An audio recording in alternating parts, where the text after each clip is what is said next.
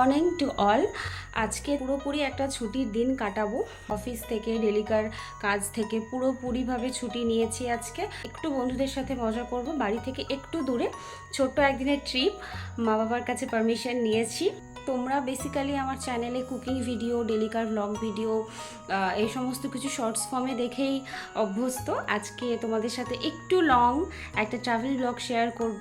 অনুরোধ রইল সবার কাছে। কিছু ভিউ আছে ভিডিওর মধ্যে, তোমরা দেখতে পাবে, মিস করো না। অল্প টাকার মধ্যে তোমরা এত সুন্দর ভিউ এনজয় করতে পারো, মানে সেই হাই টাইমটা আছে। তো ভিডিওটা পুরোটা দেখো, স্টে টিউনড। সাধারণত আমার ভোরবেলা কোথাও বেরোনোর থাকলে ট্রেনের টাইমে 3-4 ঘন্টা আগে থেকেই আমি প্রস্তুতি শুরু করে দিই। আমার সারা রাত কেমন যেন একটা প্যালপিটেশন হয়, ঘুম আসে না। এই দিন আমি ভোর 3:30টার সময় উঠেছিলাম, যে সব কিছু করে ফ্রেশ হয়ে রেডি হয়ে স্নান করে বেরোবো। কিন্তু কোথায় যে লেট হলো, কী যে হলো। আমাদের ট্রেন ছিল ঠিক 5:50 মালদা থেকে বেরহারুয়া যাওয়ার জন্য, আর আমি স্টেশনে পৌঁছেছিলাম ট্রেন ছাড়া 2 মিনিট আগে। ঠিক কোথায় যে লেট হলো, এক্সাইটমেন্টে না কিসে, আমি কিন্তু বুঝতে পারিনি। মালদা থেকে ট্রেনে করে বেরহারুয়া, তারপরে বেরহারুয়া থেকে সিএনজি করে আমরা চলে গিয়েছিলাম শিবগাদি ধাম। চলো এখানকার পরিবেশের শব্দটা একটু শুনে নাও কীরকম ছিল। আর একটু আগে তোমরা যে ভিউটা দেখেছিলে, নেচার ভিউটা, ওটা বেরহারুয়া থেকে শিবগাদি ধাম আসার টাইমে ছিল। এত সুন্দর পাহাড় ছিল, তোমাদের কি বলবো। আর এই দেখো শিবগাদি ধামের ওইখানে এই মন্দিরটা ছিল, এখানে মাথা নিচু করে ঢুকতে হয়, সোজা হওয়া যায় না।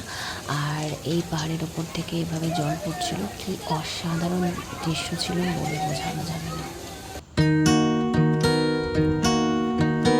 এখন বাজে প্রায় সকাল 9টা। আমাদের শিবগাদি ধাম দর্শন এবং পুজো দেওয়া কমপ্লিট। আমরা বাইরে বেরিয়ে ছোলা ভাটোরা আর পুরি সবজি খেলাম। তারপরে আমরা গিয়েছিলাম বিন্দুবাসনীতে আমরা খুব সকালই পৌঁছে গেছিলাম।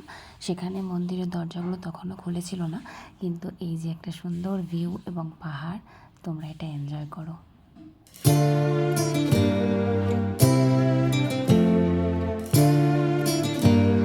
শিবগাদি বিন্দুবাসিনী সব দেখা হলো। এইবার চলে এসো most awaited place, my favourite Moti Jharna. Shibgadi থেকে আমরা ট্রেনে করে মহারাজপুর গিয়েছিলাম, তারপরে সেখান থেকে এসেছিলাম মতি ঝর্ণা।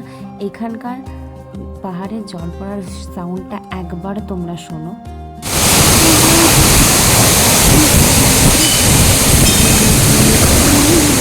দিনটা এভাবেই কাটলো। আবার দেখা হবে, টাটা।